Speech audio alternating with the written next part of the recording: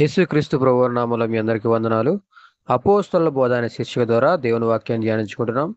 ఈనాటి వాక్య ధ్యానం కొరకు లోకసువార్త 10వ అధ్యాయము 42వ వచనం మనం చూస్తే గనక, మరియ ఉత్తమమైన దానిని ఏర్పరచుకొనెను, అది ఆమె యొద్ద నుండి తీసివేయబడదని ఆమెతో చెప్పెను.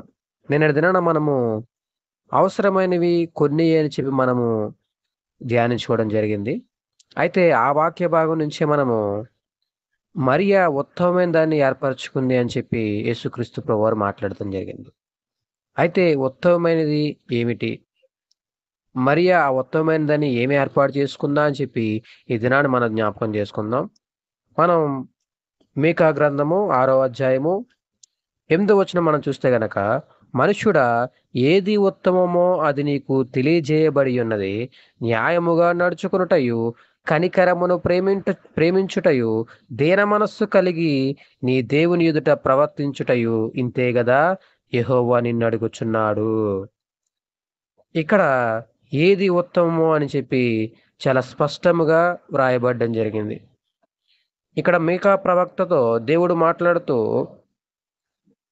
ప్రజలు అంటున్నారంట, అయ్యా మిమ్మల్ని మేము దర్శించడానికి మీ వద్దకు రావడానికి మేము దహన బలులను, దూడలను, పొటేళ్లను, తైలమును ఏమర్పించాలి మీకు? ఈ వేటితో మిమ్మల్ని సంతోషపరచాలి? ఏవి మీకు సంతోషం కలగజేస్తుంది? నా జ్యేష్ఠపుత్రుని మీకు ఇస్తే సంతోషం కలుగుతుందా? పొటేలను ఇస్తే సంతోషం కలుగుతుందా? వేలాది నదులంత విస్తార తైలం ఇస్తే సంతోషం కలుగుతుందా? అయ్యా దూడలను అర్పిస్తే మీకు సంతోషం కలుగుతుందా అని చెప్పి ప్రజలు అడిగినప్పుడు దేవుడు వారికి ఇచ్చిన సమాధానం ఏంటంటే, మనుష్యుడా, ఏది ఉత్తమమో అది నీకు తెలియజేస్తున్నాను, దానిని నువ్వు అనుసరించు అని చెప్పి మాట్లాడుతున్నాడు. అది నాకు సంతోషం కలగజేస్తుంది. ఆ ఏది ఉత్తమమో అదే నాకు సంతోషం కలగజేస్తుంది. ఆ ఉత్తమమైనది ఏంటయ్యా అంటే, న్యాయముగా నడుచుకుంటయు, కనికరమును ప్రేమించుటయు, దీన మనసు కలిగి దేవుని ఎదుట ప్రవర్తించుటయు, ఇదే కదా నేను నిన్ను అడుగుతుంది, ఇదే నన్ను సంతోషపరుస్తుందని చెప్పి ఆయన మాట్లాడటం జరిగింది. కాబట్టి ఏది ఉత్తమం అంటే, నువ్వు న్యాయంగా నడుచుకోవాలి. ఈ లోకంలో నీతి న్యాయములు కలిగి నువ్వు జీవించాలి. నువ్వు న్యాయంగా నడుచుకుంటే దేవుడు కోరుకుంటున్నాడు. కనికరమును ప్రేమించుటయే దేవుడు కోరుకుంటున్నాడు.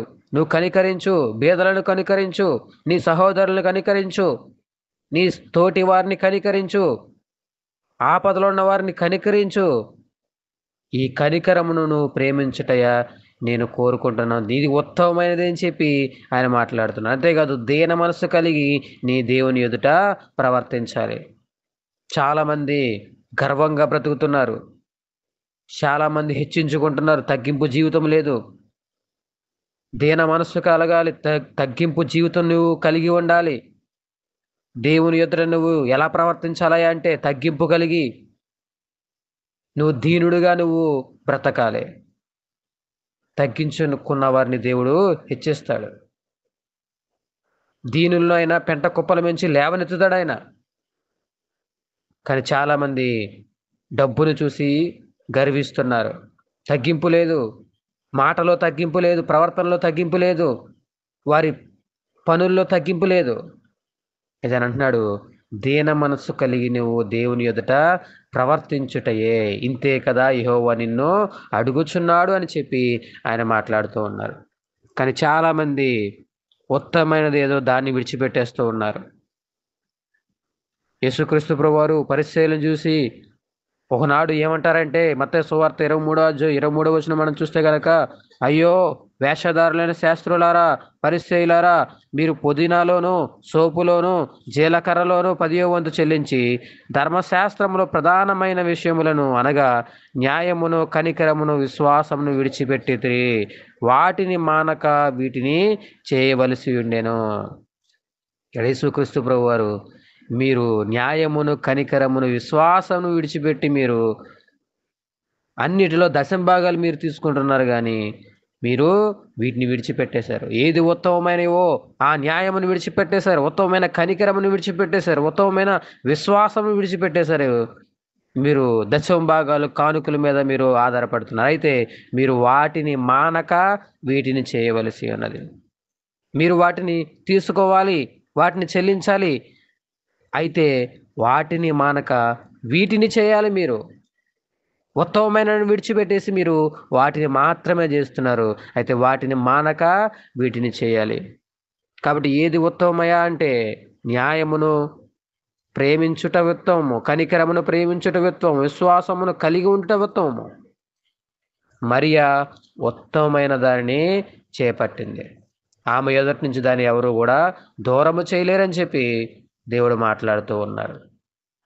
కాబట్టి ఏది ఉత్తమమో ఒక్కసారి నువ్వు ఎరిగి దాన్ని అనుసరించేవాడుగా నువ్వు ఉండాలని చెప్పి ఈ దినం దేవుడు మనతో మాట్లాడుతూ ఉన్నారు. ఏది ఉత్తమమో ఇక్కడ స్పష్టంగా మీకా ప్రవక్త ద్వారా దేవుడు తెలియజేస్తూ ఉన్నాడు. ఉత్తమమైనది ఇంకోటి ఉన్నది. కీర్తనలు 63వ కీర్తన 3వ వచనం మనం చూస్తే గనక, నీ కృప జీవము కంటే ఉత్తమము, నా పెదవులు నిన్ను స్తుతించును. దేవుని కృప జీవము కంటే ఉత్తమము. అందుకనే మనము దేవుని కృప కొరకు మనము కనిపెట్టుకునేవారుగా మనం ఉండాలి. ఆయన కృప కొరకు మనం వేడుకునేవారుగా ఉండాలి. ఇక్కడ మార్త మరియా వారిద్దరిలో మార్త ఏమో